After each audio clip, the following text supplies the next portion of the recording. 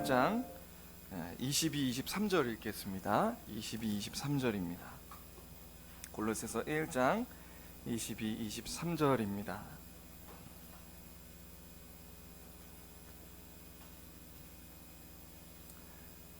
같이 읽겠습니다. 시작.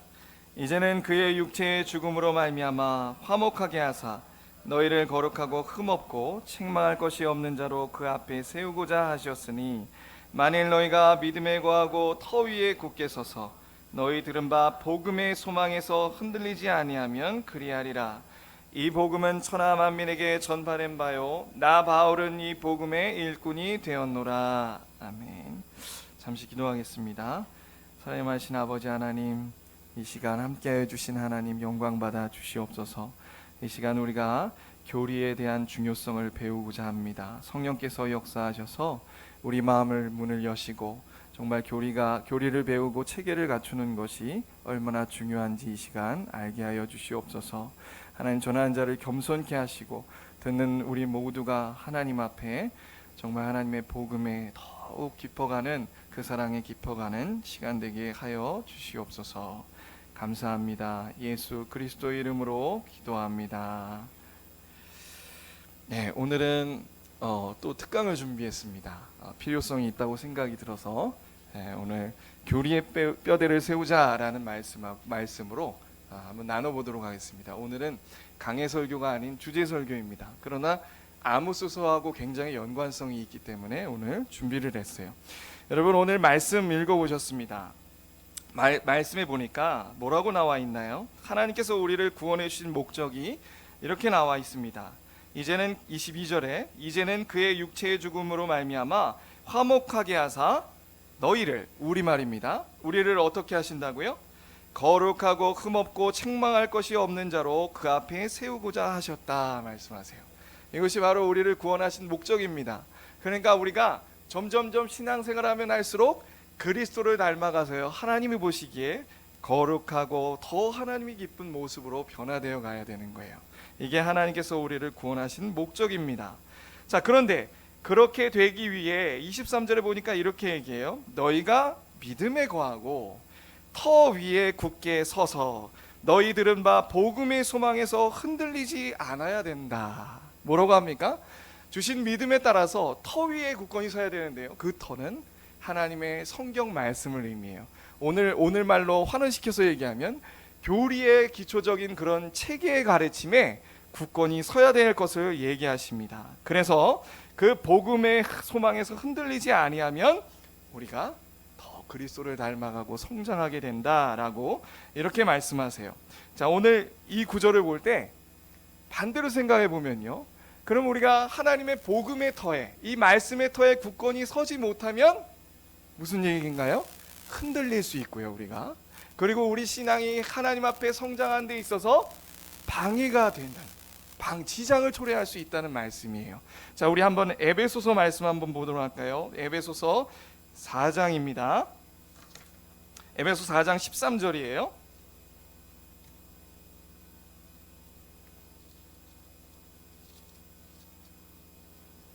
에베소서 4장 13절, 12절부터 한번 읽겠습니다. 12절부터 14절까지, 15절까지 읽으시죠. 자, 12절부터 15절까지 같이 읽겠습니다. 시작. 이는 성도를 온전하게 하여 봉사의 일을 하게 하며 그리스도의 몸으로 세우려 하심이라. 우리가 다 하나님의 아들을 믿는 것과 아는 일에 하나가 되어 온전한 사람을 이루어 그리스도의 장성한 분량이 충만한 데까지 이르리니, 이는 우리가 이제부터 어린아이가 되지 아니하여 사람의 속임수와 간사한 유혹에 빠져 온갖 교훈의 풍조에 밀려 요동하지 않게 하려 함이라. 오직 사랑 안에서 참된 것을 하여 범사에 그에게까지 자랄지라. 그는 머리니 곧 그리스도라. 자, 이 말씀에 보니까 우리가 어디까지 자라가야 된다고요? 머리이신 그리스도에게까지 자라가야 돼요. 이걸 다른 말로 바꾸니까 장성한 믿음의 분량에 이르러야 한다고요. 그런데 한편 또 뭐라고 합니까? 장성한 믿음에 이르지 못한 사람들을 뭐라고 표현하고 있어요? 우리가 14절에 보니까 어린아이라고 표현하고 있습니다. 이 어린아이는 그래서 교리의 체계를 갖추지 않고 하나님의 말씀의 터에 갖추지 않고 아직 이 말씀들의 터 위에 굳건히 서지 못했어요. 그런 거로 어떻게 된다고요? 사람의 속임수와 간사한 유혹에 빠지기도 하고요. 특히 오늘 여기에 집중하겠는데 교훈의 풍조에 밀려 요동한다 이 말이에요. 이해하셨습니까? 그러니까 하나님의 말씀의 터에 우리가 굳건히 서지 못하면요, 우리는 교훈의 풍조에 요동하게 되는 거예요. 다른 말로 얘기하면 하나님의 성경 말씀을 가르치는데 다른 가르침, 우리가 지금까지 배우지 못한 다른 가르침에도 넘어가기도 하고, 또 여기서 교훈의 풍조는 뭘 의미할까요? 세상의 어떤 철학이라든가 그런 사상들, 이 세상의 어떤 문화와 그런 것들에 요동하게 된다. 어디에 서지 못하면요? 말씀 위에 굳건히 서지 못하면, 다른 말로 교리의 체계를 우리가 갖추지 못하면요, 그렇게 요동하고 흔들릴 수 있다라고 얘기하고 있어요. 똑같이 히브리서 기자도 이렇게 얘기합니다. 우리가 히브리서 보면 5장에 보면 멜기세덱에 대해서 교리를 가르치려고 하기 이전에 이렇게 얘기하죠. 너희가 아직 어린아이다. 오직 젖밖에 먹지 못했고 도의 초보인 세례와 안수와 뭐 이런 재림이라든가 이런 도의 초보밖에 몰라서 아직 이 딱딱한 음식은 아직 못하는구나, 이렇게 얘기해요. 그래서 더 깊은 교리를 배워라 라고 권면한다고요. 중요한 요점은 무엇입니까? 우리가 끊임없이 하나님의 말씀을 배워가야 되는데요, 그저 중구난방으로 배우는 것이 아니라 교리를 체계적으로 배워서 큰 그림을 그릴 줄 알아야 됩니다. 이게 굉장히 중요해요. 교리의 체계를 잘 갖추고 머리에 넣어놓고 있지 않으면요, 일단은 그 지식이 없으면 우리가 교훈의 풍조에 이리저리 흔들릴 수 있다는 거예요. 여러분, 어떤 분들은 이렇게 얘기합니다. 실제로 교회 다니시는 분들 중에 이런 얘기 들어보셨을 수 있어요. 성경만 있으면 됐지, 무슨 교리를 배우려고 하냐. 그런 얘기 들어보셨나요? 저는 자주 들었습니다. 제가 언젠가 어떤 일이 있었냐면 병원에 어떤 분을 방문했었는데, 옛날 얘기인데 사모님이 계셨어요. 사모님이셨어요. 제가 근데 그때 들고 왔던 책이 뭐였냐면 싱클레어 퍼거슨 교수님의 성도의 삶이라는 책을 들고 갔어요. 교리를 잘 정리해 놓은 책이었거든요. 근데 그 사모님이 그 책을 훑어보시더니 저한테 이런 거 뭐하러 보냐, 성경만 보면 되지, 그 얘기를 하시는 거예요. 제가 그때 깜짝 놀랐습니다. 왜냐하면 그 사모님의 신앙을 제가 자세히 몰랐습니다만 기도를 정말 열심히 하시는 분이셨어요. 근데 그분이 하시는 말씀이 이런 책 볼 필요 없고 성경만 보고 기도 열심히 하라고 얘기를 하시는 거예요. 제가 그래서 그걸 두고 속으로 반박은 하지 않았지만, 말로 반박은 하지 않았지만 속으로 굉장히 안타까웠어요. 여러분 생각해 보십시오. 만약 그런 분들이 옆에 와가지고 이렇게 얘기했을 때 여러분들 어떻게 말씀하시겠습니까? 그 말씀이 맞다고 생각하시나요?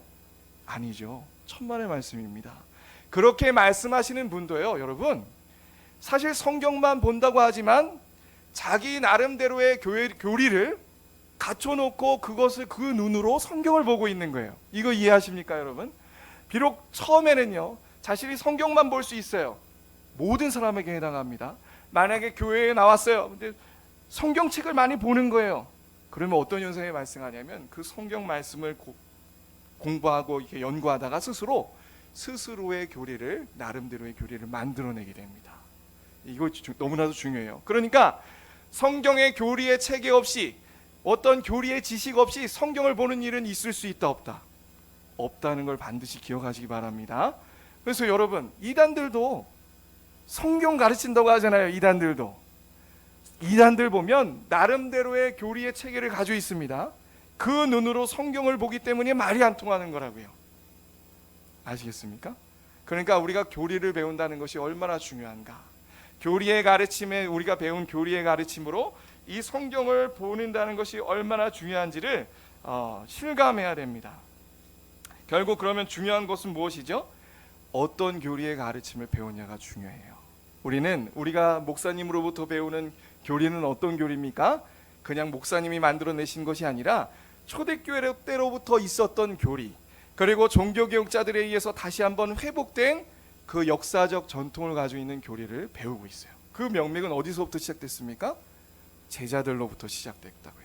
우리는 그 고백서, 성경 교리를 담은 웨스트민스터 신앙 고백서라든가 하이델베르크 요리문답이라는 그 교리의 체계를 가지고 말씀을 늘 설교를 듣고 성경 공부를 하고 있어요. 그것이 너무 중요한 거죠. 그래서 어떤 교리를 누구로부터 배운다는 것은 너무나도 중요합니다. 그래, 교리를 잘 배우셔야 돼요. 체계를 잘 갖춰야 됩니다. 자, 두 번째예요. 교리를 배우는데, 오늘 요즘 여기에 더 있습니다. 교리를 배우는데 교리를 그저 단편적인 몇 가지만 알고 있으면 또 위험성이 있어요. 뭐라고요? 교리의 체계를 큰 그림을 그리지 않고 몇 가지 교리만을 가지고 성경을 보면 또 치우칠 수 있다는 것을 우리는 명심하셔야 돼요. 이것을 어떻게 볼 수 있냐? 자, 신앙이 성장하는데 단편적인 교리만 가지고 있으면요, 성장하는데 제한이 옵니다. 그리고 삶을 살아가면서 어떤 일을 선택하거나 분별함에 있어서도요, 올바른 선택 판단을 내리기가 어려워요. 자, 우리 초대교회 때부터 이런 얘기들이 있었죠. 교리의 체계를 갖추지 않은 사람들이 넘어가는 일들이 있었습니다. 어떤 일들이죠? 우리 갈라디아서에서 보면, 갈라디아서에서 뭐라고 얘기합니까? 이미 갈라디아 교인들이 다른 복음에 넘어갔다고요? 그 복음은 뭐죠? 믿지 말라는 얘기가 아니었어요. 예수 믿으면 구원 받는다고 분명히 얘기했습니다.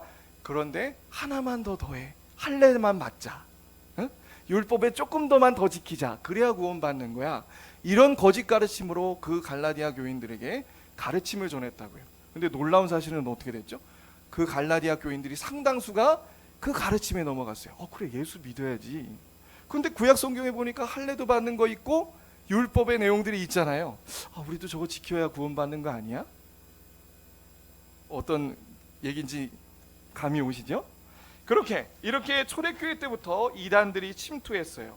이런 거짓 가르침이 와서 그 교리의 체계를 반드시 갖추지 않고 있으면 틈을 비집고 들어와서요, 우리를 흔들고 혼란스럽게 합니다.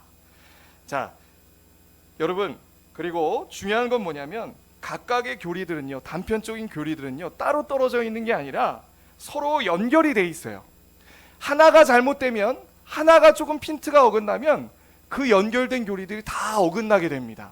이 점도 중요하게 생각하셔야 돼요. 자, 그거를 우리가 어떻게 살펴볼 수 있냐? 자, 우리는 이제 점점 지루하기 시작했죠. 이제 재밌을 겁니다. 이 교리를 말한다는 게, 이런 내용을 말한다는 게 참 쉬운 일은 아니에요. 근데 이제 재밌을 거예요. 자, 보세요. 여러분, 우리는 날 때부터 우리의 상태를 어떻게 보죠? 우리가 배운 교리는요, 전적으로 부패하고 타락하고 무능합니다. 이 얘기는 무엇이죠? 우리 속에 선한 게 하나도 없어서요, 나의 어떤 노력과 나의 어떤 선행과 나의 무엇을 통해 구원을 받을 수 있다 없다? 없다는 걸 의미해요. 그게 영적 무능입니다. 우리의 영혼이 온전히 부패해서 우리 스스로는 절대 구원을 받을 수 없어요. 그래서 뭐가 필요하다고 얘기하죠? 하나님의 은혜가 필요하다고 얘기한단 말이에요. 그런데 저기 어디 교회에서는 이렇게 얘기합니다. 그렇지, 아담으로 말미암아 우리 안에 죄가 들어왔지. 우리는 죄로 말미암아 부패했지. 그런데 부분적으로만 부패했어. 이렇게 가르치는 교회가 있다니까요. 부분적으로만 부패했어. 그래서 우리한테 남아있는 건 뭐냐? 의지는 부패하지 않았어. 뭐가 부패하지 않았다고요? 의지는 부패하지 않았어. 그래서 이렇게 얘기합니다. 예수 그리스도께서 이 땅 가운데 오셔서 복음을 전파하셨어요. 이 복음은 편만합니다. 그것을 믿는 건 누구한테 달렸다? 내 의지에 달렸다. 복음이 선포가 되면, 그래서 우리는 믿는 게 중요한 거야. 그 복음이 들려왔을 때 내가 의지를 발동해 믿어야 돼. 제가 지금 무슨 얘기 하시는지 감이 오십니까? 하나만 살짝 바꿨을 뿐인데 인간론이 바뀌고 살짝 바뀌죠. 뭐가 바뀌었어요? 구원론이 바뀐 거예요. 이게 교리입니다, 여러분. 우리는 어떻게 믿는다고요? 내 스스로 의지도 부패해서 예수 그리스도를 우리는 믿을 수가 없어요. 성경에 보면 우리는 죄와 사단의 권세에 노예 가운데 놓여서 우리 스스로는 절대 하나님을 알 수도 없고 닮아갈 수도 없고 사랑할 수조차 없다고요. 이런 교리를 믿는단 말입니다. 그래서 전적으로 하나님의 은혜를 의지하게 만들어요, 우리는. 근데 저기 어떤 사람들은 어떻게 얘기하냐면 아니라는 거예요. 의지는 남아있다는 거예요. 그래서 내 의지를 발동해서 믿어야 된다는 거예요. 이런 차이. 자, 이렇게 배웠을 때 성경 해석에도 영향을 미치게 됩니다. 우리 어디 보시냐면요, 마태복음 9장 가보시죠. 마태복음 9장입니다. 여러분, 이런 교리를 배운다는 것이, 하나하나 교리를 배운다는 것이 성경을 해석하는 데 지대한 영향을 미친다는 것을 실감하셔야 됩니다. 마태복음 9장입니다. 우리 마태복음 9장에서 18절부터 보면 뭐가 등장하죠? 누가 등장하나요? 12해를 혈루증으로 앓은 여인이 등장해요, 여러분. 자, 제가 한 가지 질문을 드리죠. 이 12해를 혈루증을 앓은 이 여인이 이 본문에 보면 어떤 행위를 했나요? 21절 22절 같이 읽겠습니다. 20절 21절 시작. 12해 동안이나 혈루증으로 앓는 여자가 예수의 뒤로 와서 그 고독가를 만지니 이는 제 마음에 그 겉옷만 만져도 구원을 받겠다 함이라. 자, 요 두 가지. 자, 보세요. 아까 제가 교리를 말씀드렸잖아요. 아까 저쪽 어떤 교회는 이렇게 가르친다고 했습니다. 우리에게 선한 게 있어. 의지야. 그래서 복음이 전파됐을 때 우리는 우리의 의지를 발동해서 믿기로 결단하면 돼. 이런 교리의 체계를 가지고 있는 교회에선 이 본문을 어떻게 해석할까요? 어디에 강조점을 두고 어디에 포인트를 맞출까요? 방금 읽은 부분입니다. 봐봐, 의지는 있잖아. 예수님이 지나가는데 그래서 어떻게 한 거야? 이 여인이 예수님 뒤에 가서 자신의 병을 낫고자 손을 뻗어서 고독가를 만졌다. 여기에 강조점을 두고 설교를 하고 성경 공부를 가르칩니다. 그러나 우리는 여기, 물론 이것도 중요하긴 한데 이거보다 더 중요한 내용이 있어요. 우리 한번, 여기에는 나와 있지 않으니까 마가복음 5장으로 가보시죠. 마가복음 5장입니다. 자, 마가복음 5장에 25, 26, 27절 읽어보겠습니다. 찾으셨습니까? 마가복음 5장 25, 27절까지 한번 읽어보겠습니다. 시작.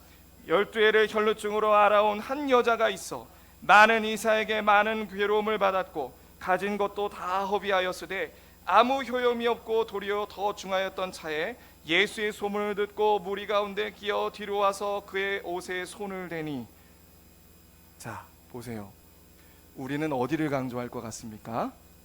우리가 전적으로 뺏고 타락했다고 얘기합니다. 그래서 우리는 이 말씀을 해설할 때 어디에 더 포인트를 맞추냐면 26절이에요.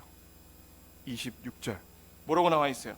12해 동안 이 여인은요 자신의 병을 낫고자 많은 의사에 찾아갔어요. 백방으로 정말 제일 탁월한 의사들을 찾아봤겠죠. 찾아가서 그 의사가 하는 진단을 받고 그 의사가 내주는 약과 처방에 따라 살해해왔다고요. 다. 근데 백해무익겠습니다. 그리고 뿐만 아니라 어떻게 했겠어요? 민간요법도 다 해보고 자신이 할 수 있는 모든 노력을 다 기울여봤지만 백해무익겠고 오히려 어떻게 했더라? 그 질병이 더 중하게 됐더라. 그러니까 이걸 영적으로 해석하면 어떤 해석입니까? 다 이렇게 해석하는 거예요. 이 본문 볼 때 우리는 영적인 질병, 죄의 질병에 걸렸죠.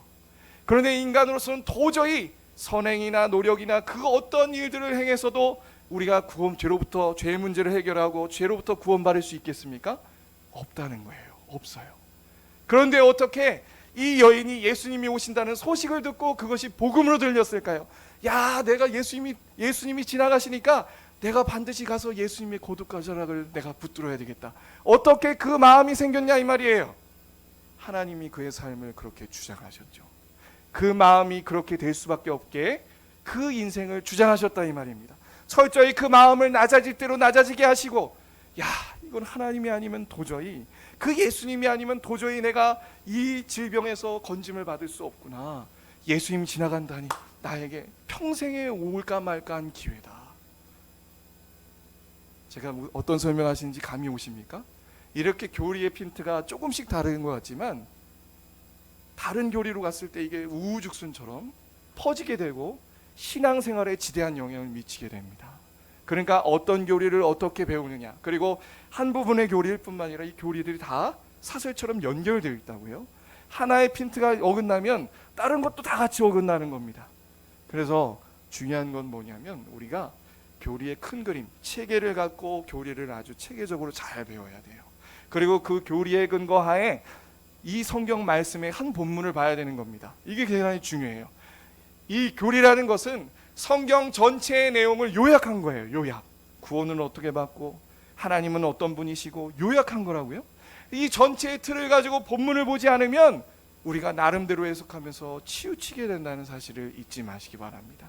제가 오늘 이 특강 설교를 준비한 이유도 바로 여기에 있어요. 여러분, 설교를 하는 제 입장에서 제 마음에 어려움이 있습니다. 왜냐하면 설교자는요, 한 본문만을 가지고 설교를 해야 되기 때문이에요.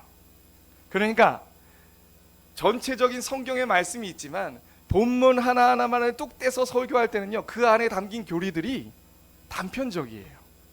그래서 저는 설교자들은 설교할 때 거기 나와 있는 본문의 교리들을 끌어내며 설교합니다. 그러니까 자연스럽게 어떻게 돼요? 그 교리들이 강조가 되는 거예요.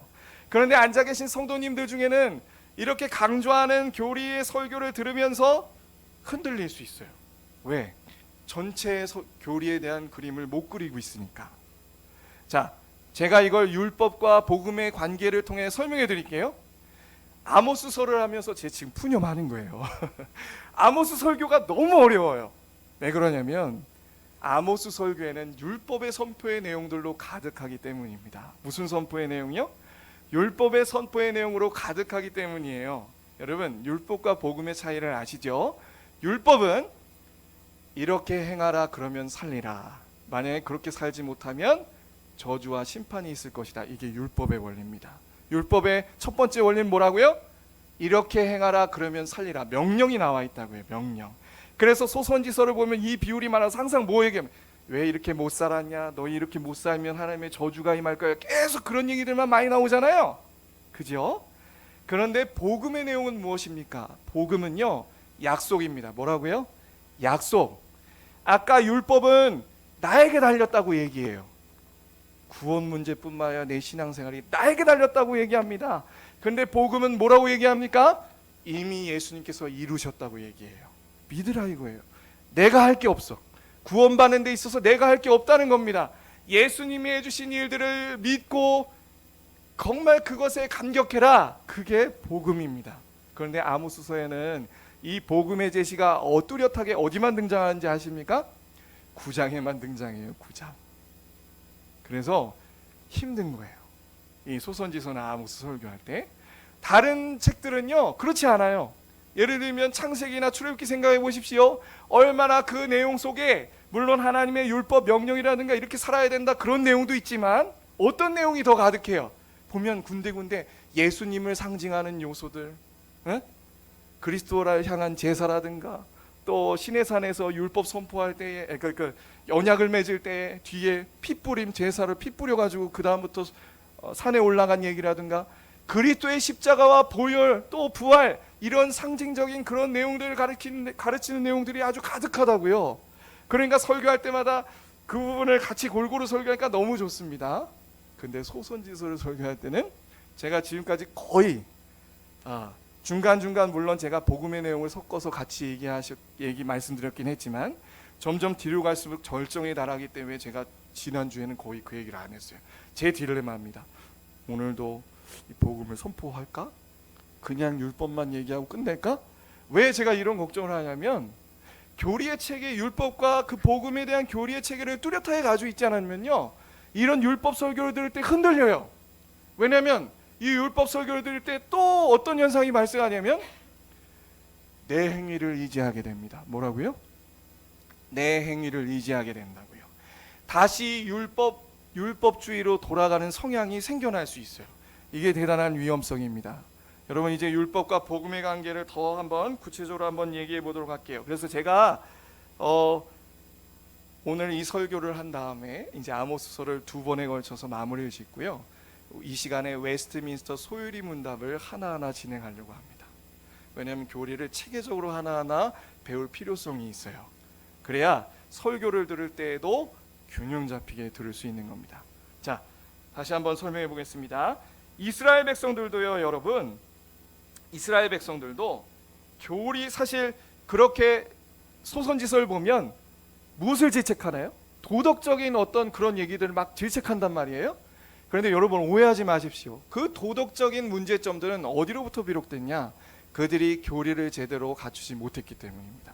그 증거가 로마서 10장에 있죠. 우리 로마서 10장 가보세요. 로마서 10장입니다.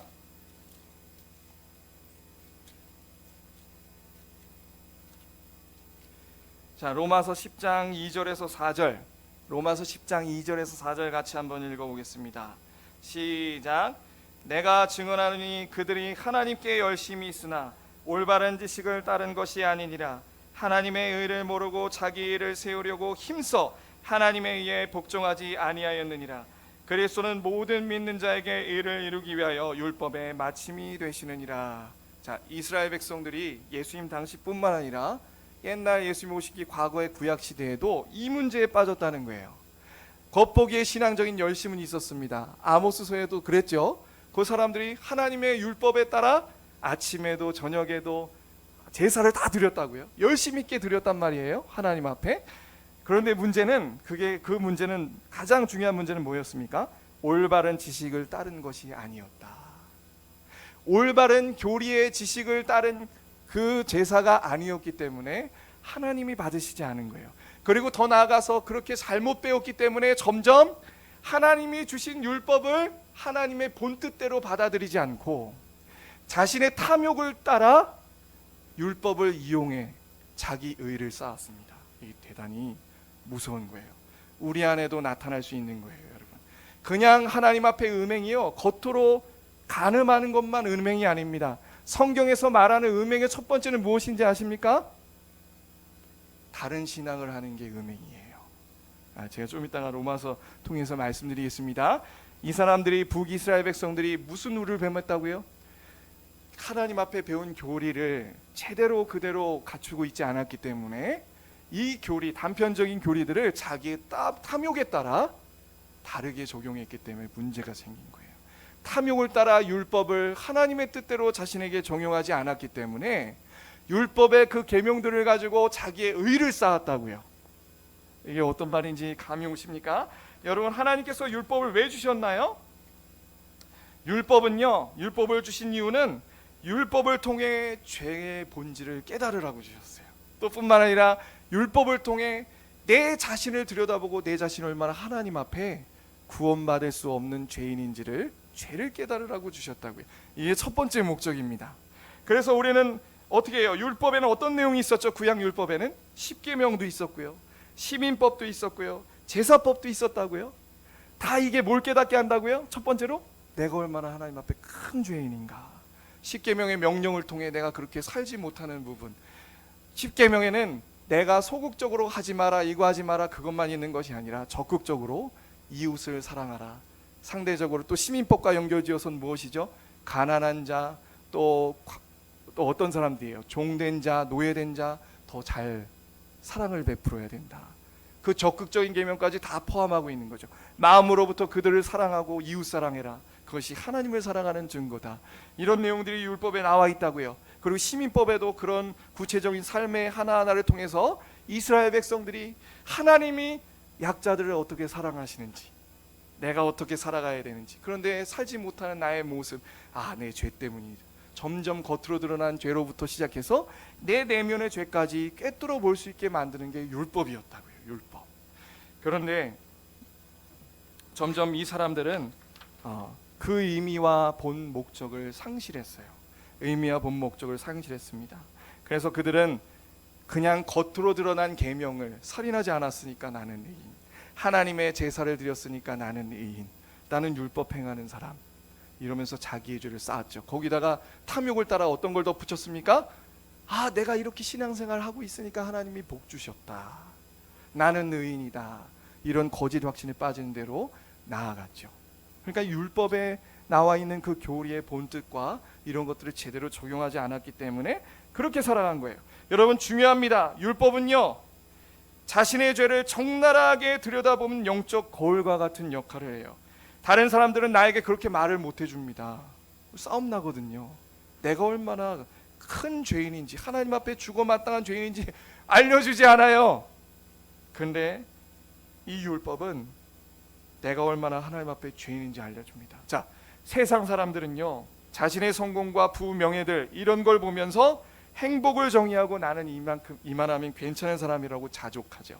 그러나 율법은 이 모든 것들을 벗겨버리고 정신 차리게 만듭니다. 세상 사람들뿐만 아니라 신자도요, 이런 우에 빠질 수 있죠.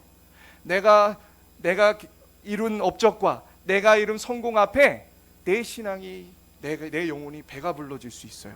그런데 그것을 깨고 정신 차리게 하는 그 수단이 뭐라고요? 율법이란 말이에요. 율법. 그래서 이런 성공과 명예는 허울 좋은 거짓 행복이고 내 속에 도사리고 있는 추악한 죄면들과 직면하게 해줍니다. 이게 율법을 바로 대하는 거예요. 성령님이 역사하면 성령께서 그 율법을 가지고 우리의 영혼을 난도질하십니다.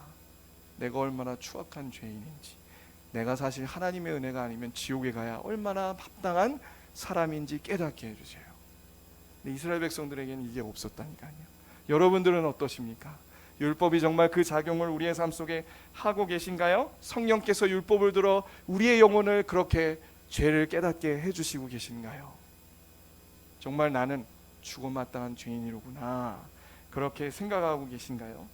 그래서 율법은 우리에게 상처를 입히고 심령이 가난하고 애통하게 만들어서 야, 내 안엔 선한 것이 하나도 없구나, 나는 구제불능이다 고백하게 만드는 역할을 감당해 줍니다.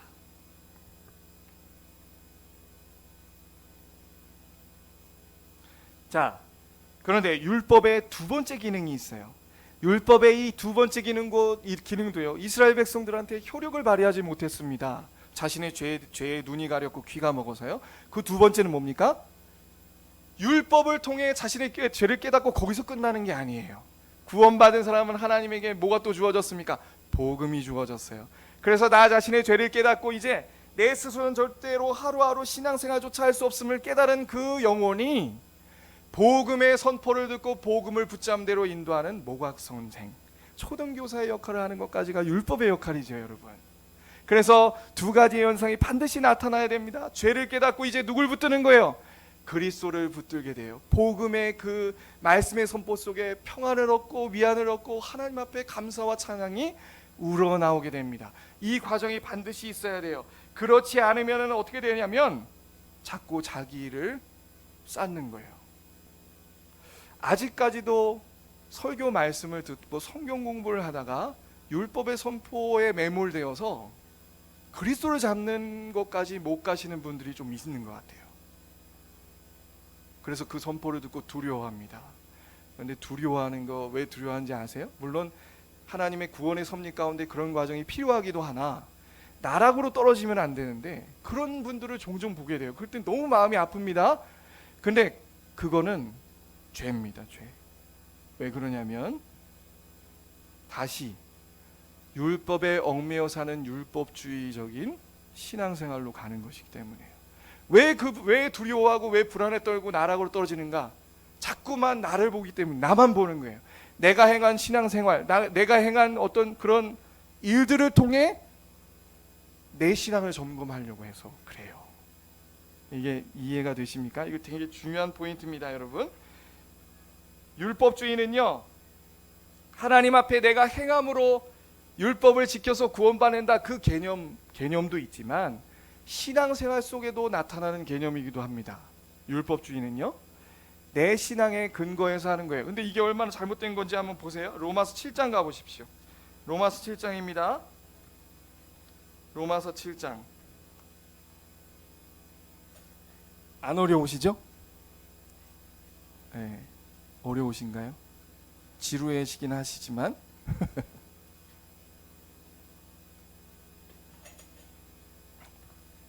자, 로마서 7장 한번 보세요. 로마서 7장 2절에 이렇게 얘기합니다.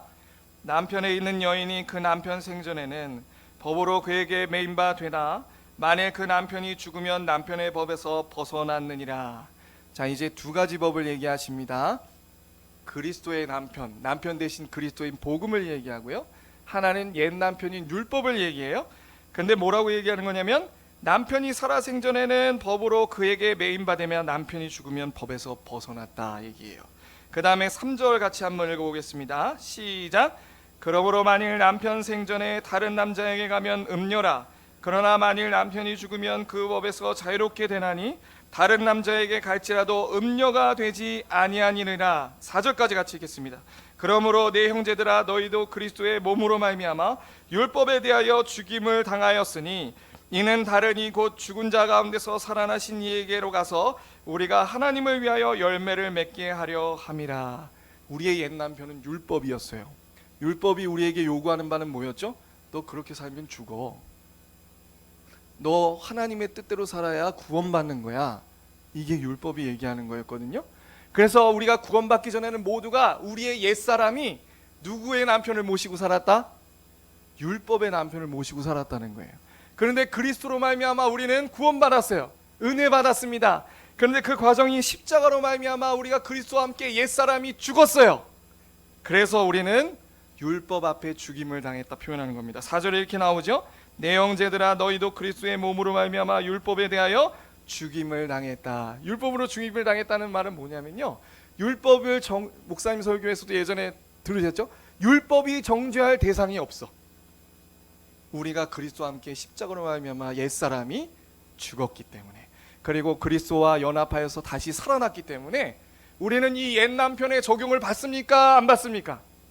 안 받는다는 거죠.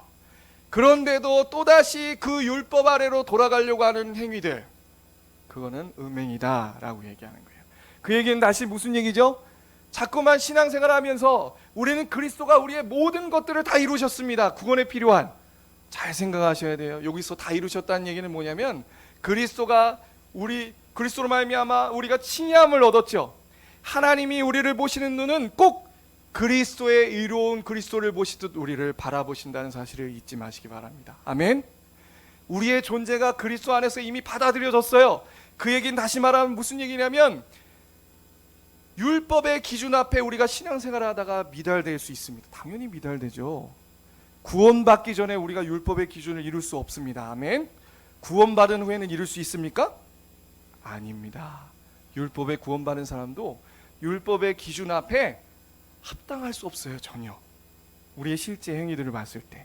근데 그 하나하나 내가 죄로 말미암아 넘어지고 그 모든 일들이 있을지라도 우리가 하나님 앞에 담대할 수 있는 이유가 뭐예요?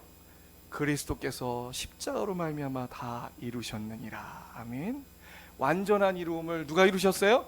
그리스도가 다 이루셨다니까요. 그래서 너희 안에는 그러므로 결코 정죄함이 없나니, 내가 죄로 말미암아 자빠지고 얼마나 우리가 볼 때 저 사람 정말 지옥 가기 합당해 할 정도로, 심지어는 극단적으로 얘기하면 살인할지라도, 여러분 이런 고민해 보셨죠?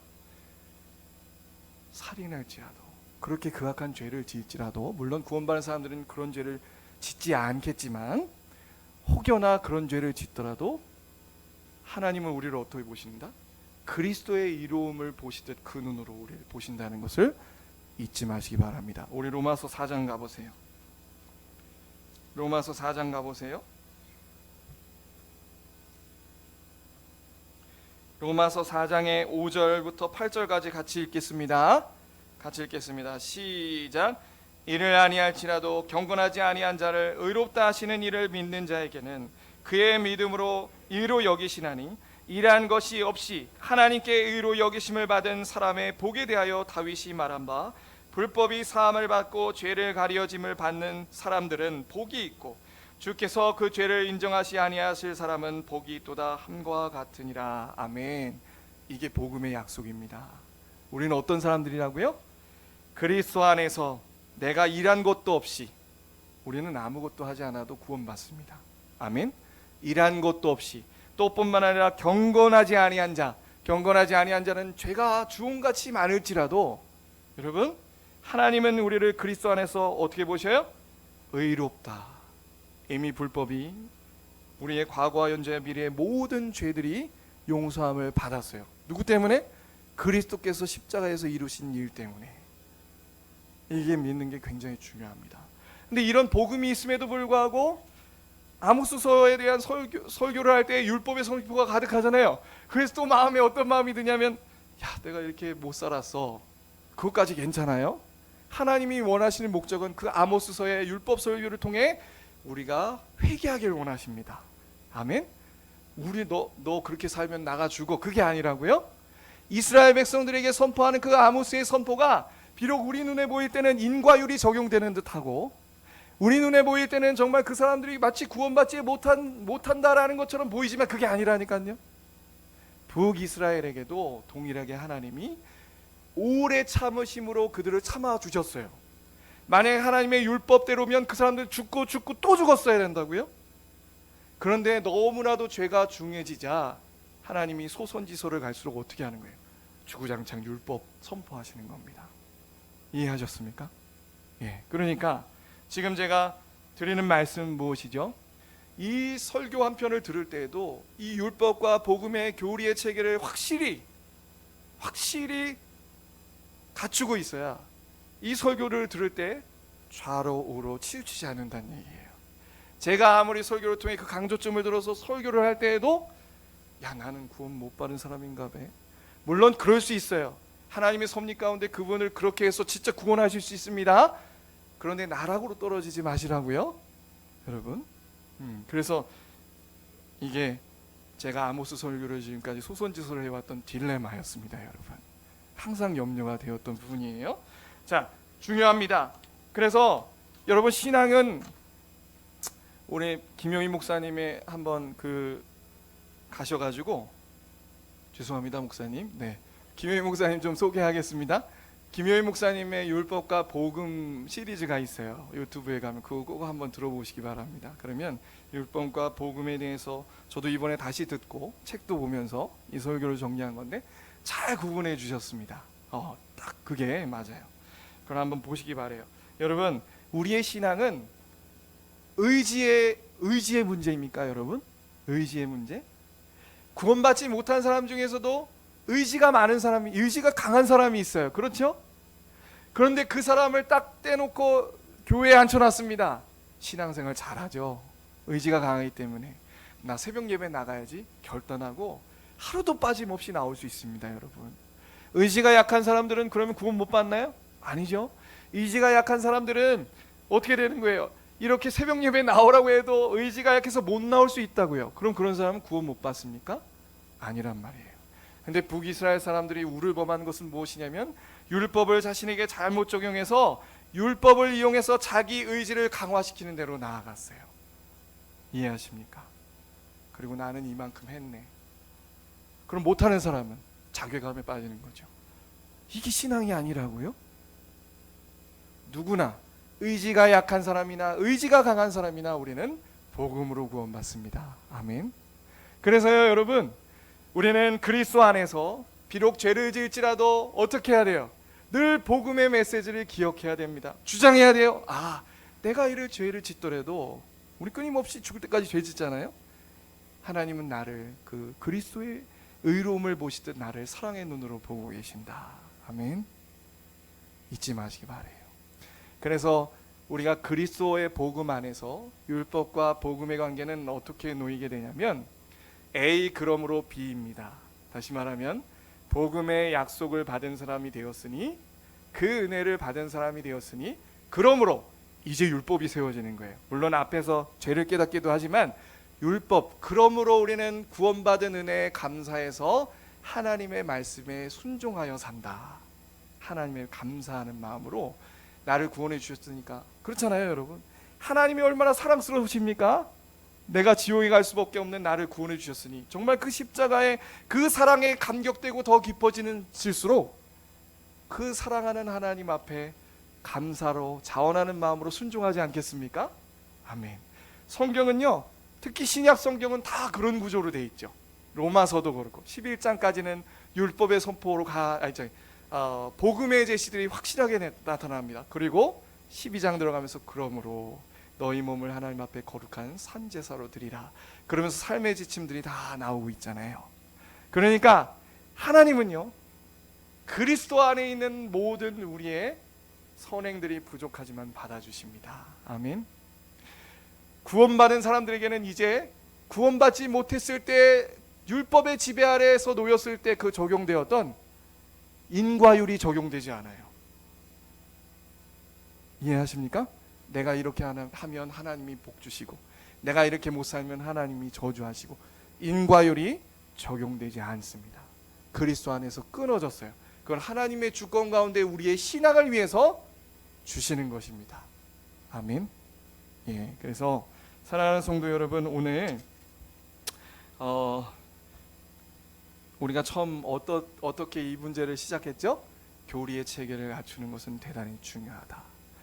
교리를 단편적으로 알게 되면 우리는 어린아이와 같이 다른 교훈에 요동할 수 있다. 그것이 설교 들을 때나 성경 공부할 때 잘못 적용이 되어서 또다시 율법주의나 율법 폐기론으로 빠질 수 있다. 그래서 그러나 우리는 이 율법과 복음의 관계뿐만 아니라 교리의 큰 그림을 잘 배워 설교를 들을 때에도 우리가 잘 바르게 성장하는 데 유익을 이룰 수 있다. 이게 오늘 그 말씀의 요점이었습니다. 그리고 제 푸념이기도 했어요. 소선지서를 설교하는 저의 어려움을 같이 교리를 통해서 얘기했습니다. 오늘 설교는요, 웨스트민스터 소요리 문답 앞으로 진행할 것의 첫 번째 서론이라고 할 수 있겠습니다. 여러분들 그래서 교리를 잘 배우시고 신앙을 목사님께서 가르쳐 주신 대로 잘 이 성경을 해석하는 설명하는 우리가 되길 소망합니다. 기도하겠습니다. 사랑의 많으신 아버지 하나님 감사합니다. 아버지 하나님 오늘 참 이 교리를 배우는 것이 얼마나 중요한지 배웠습니다. 하나님 교리를 잘 배우고 그 교리의 가르침에 따라 성경을 보는 우리가 될 수 있도록 하나님 함께하여 주시옵소서.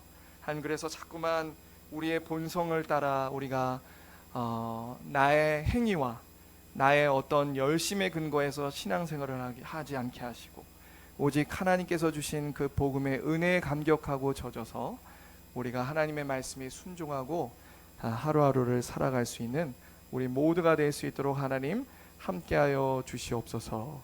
하나님 감사하며 예수 그리스도의 이름으로 기도합니다.